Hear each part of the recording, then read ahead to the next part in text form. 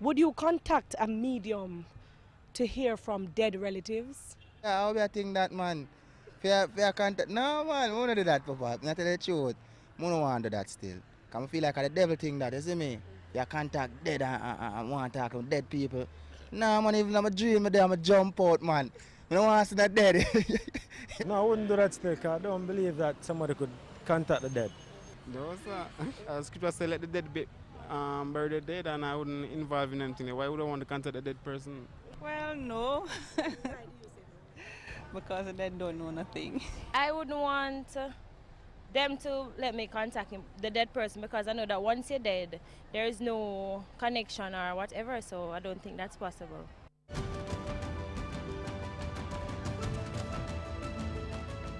Welcome back to Religious Hard Talk. We're speaking to shamanic minister and healer Jody Stoley, and she's Staley. Yes,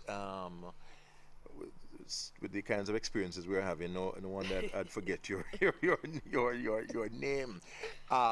She's someone who has contact with the spirit world, who strongly believes that we limit ourselves to the five senses when there is a great deal of reality beyond what we are seeing. She says we must liberate ourselves from the five senses, liberate ourselves from the finitude of the human mind, and move into the boundlessness of human spirit. Let's talk about some of the experiences you have had in channeling. Have you yourself been in touch with your relatives, your departed relatives? Oh yes, my father. Your father is departed? Yes, and my father made his departure in the absence of us being by his bedside. And knowing how to connect, we gathered as a family, and we made our connection, and he described his drive to the hospital. He described to us what took place, and that he was actually taken up by two angels, one on each side of him.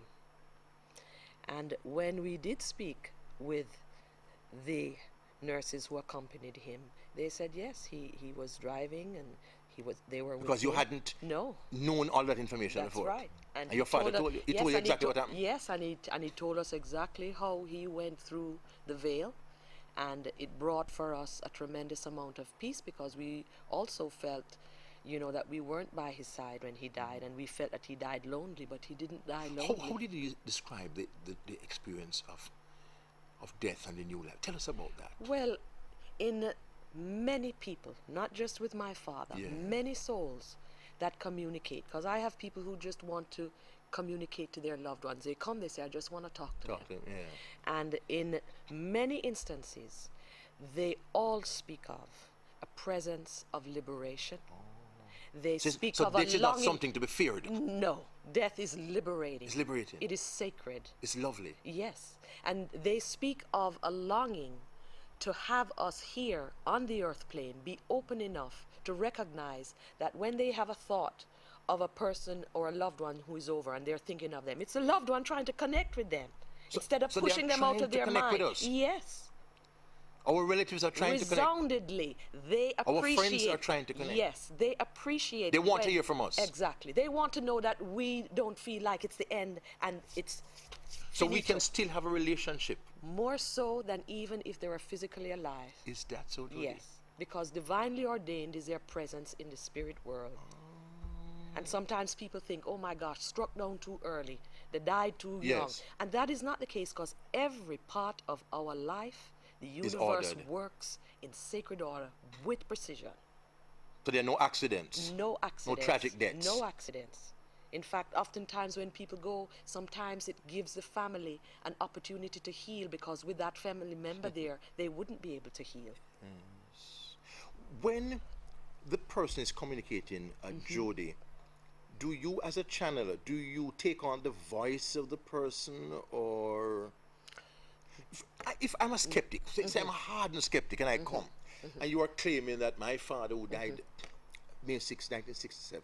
If you're claiming now that my father is telling you all these things, how do I verify? Well, first of all, I just say you can make up all sort of well, you could easily mumbo say jumbo, that, right? but then there's a presence, there's an energy, there's a knowing. You know that you know that you know. Certain communications that are spoken of, they know. I would know that you would not be able to know that. You would know. And it's a feeling. How soon would, how quickly would you be able to bring my father? You mean how quickly Yes, can someone how quickly, connect? yes, will I come to you now? Right away. There's no, listen, time don't exist beyond this planet. And anybody who put time as a limitation is not really knowing that the spirit world, So you could as you say, is you could in boundless. 2 minutes Right here, right give me some now. messages from my father. I'm not Yes. asking for it, but Yes. let's my fundamentalist friends condemn me. But you could Well, do that. Yes. It's that easy. Yes. And So there is we can communicate with our relatives and friends And we that should. easily. We should. Once we find persons like you who are trained. if we are spiritual beings having a physical experience, why not be able to connect and have the comfort of moving that relationship, irregardless of whether one is in the physical and one is in the You spirit? realize how profound what you're saying is. And if it is true, how stunningly beautiful it is. Yes. Because it would mean that all of these persons whom we have told ourselves Right. that we have ended a relationship with against our will and Correct. much to our hurt, if we could really grasp Yes. that we can still have their friendships, you say even more so and even more intensely. So, more fully, more guided in a way that is bringing for us here, back on this earth plane, a certain sense of moving forward in confidence, knowing that, wow, I don't have And a they can guide limitation. us too. They do They guide. can guide us. They do guide. They guide. Many people have their loved ones as their guides. And they guide that them tell them, and look, tell you what to do and what not to do exactly. and help with decisions. Yes.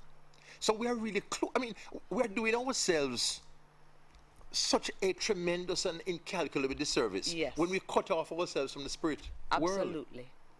Because So you see, must be a very liberated and happy woman, Jody, to I am know you can talk to your father, you can talk to departed relatives, friends. well, what is very gratifying? liberating yes. thing. What is gratifying is to know that people have so much transformational healing experiences. And that is why I'm willing to move into that realm and have always felt guided by God that this was my calling.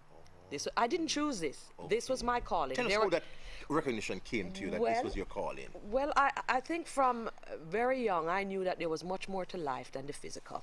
And as I said, I grew up a twin. And you know, there was an instance, we lived on an estate. There was a friend of my parents, a couple from Scotland, engineer. He died of a tragic heart attack in the house.